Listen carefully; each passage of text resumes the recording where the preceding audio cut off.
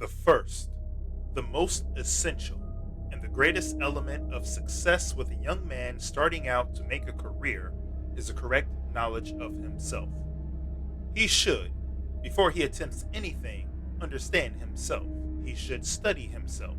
He should be sure that, no matter whom else he may misunderstand, he has a correct knowledge of his own nature, his own character, and his own capabilities.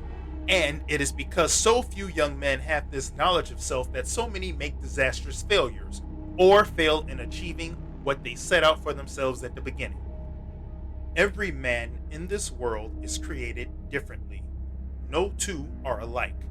Therefore, the nature, the thoughts, the character, the capacity of one man is utterly unlike that of another.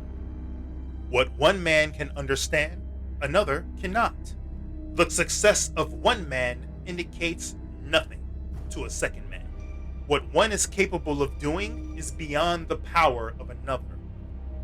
Hence, it is important that, first of all, a young man should look into himself, find out what has been given him, and come to a clear understanding of what he can do and what he cannot do.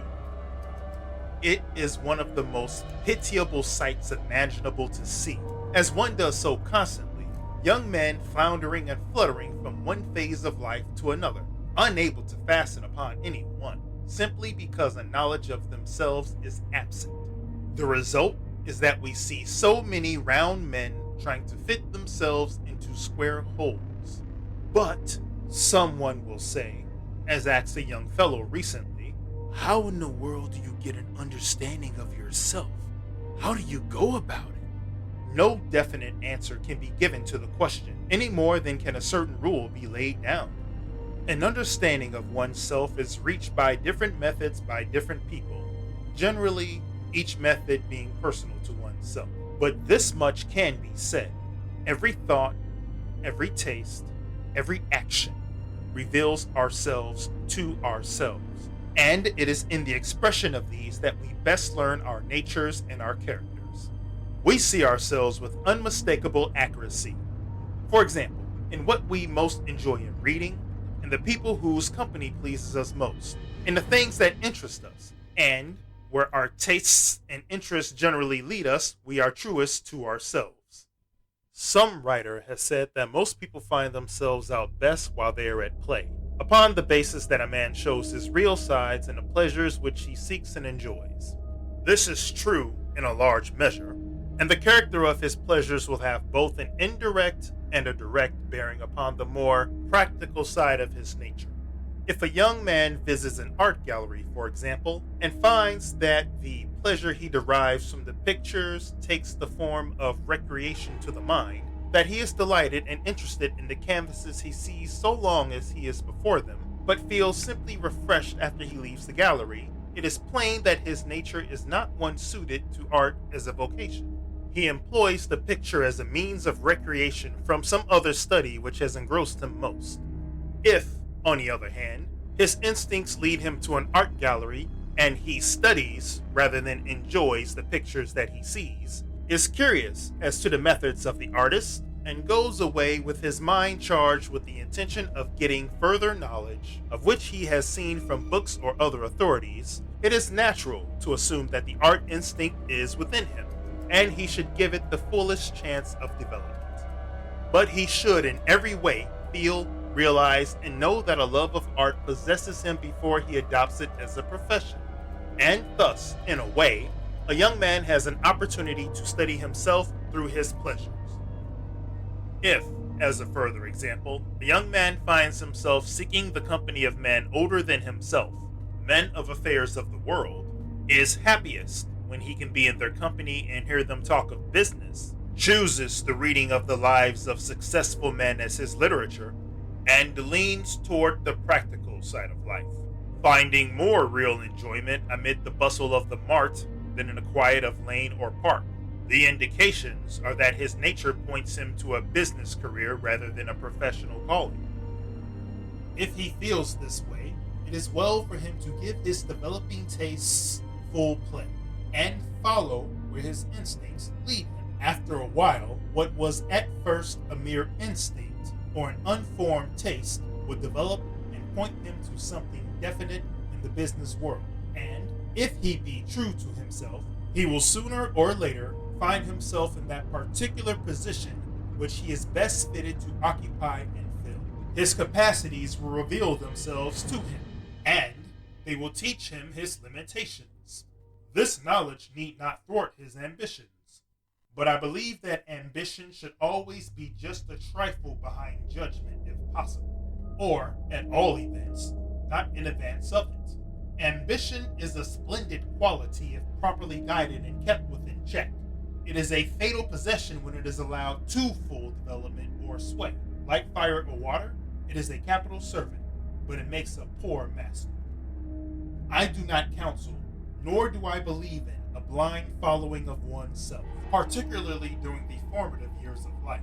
But I do believe most earnestly that every man is given a certain thing to do in the world, and that, by a proper study of himself, he, and he alone, can arrive at the clearest and surest knowledge of that particular object. I am a firm believer in the molding of character through the influence of another, but my conviction is equally strong that every man is the architect of his own fortune, and that his truest course in life is to follow not the guidance of another, but his own instincts.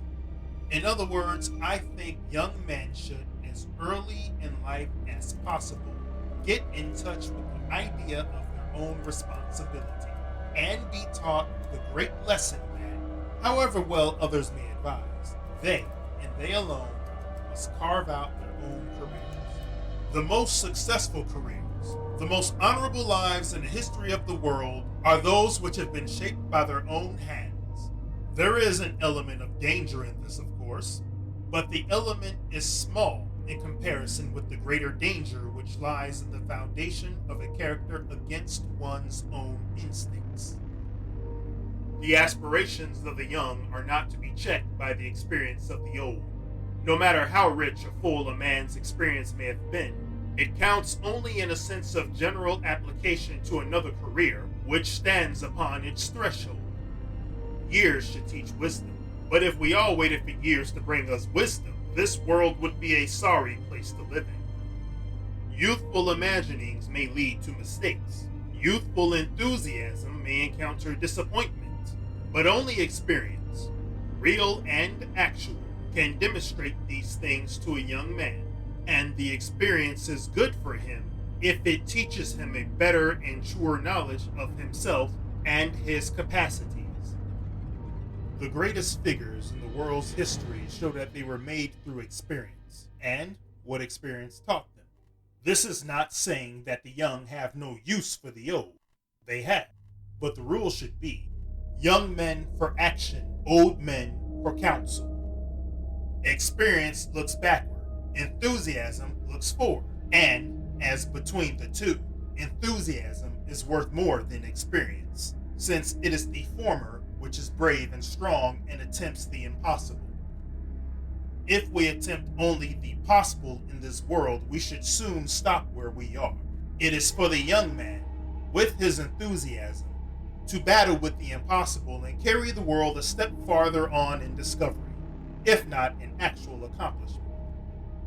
I say all this because I want every young fellow to feel that, to a large extent, he stands alone for himself in the world.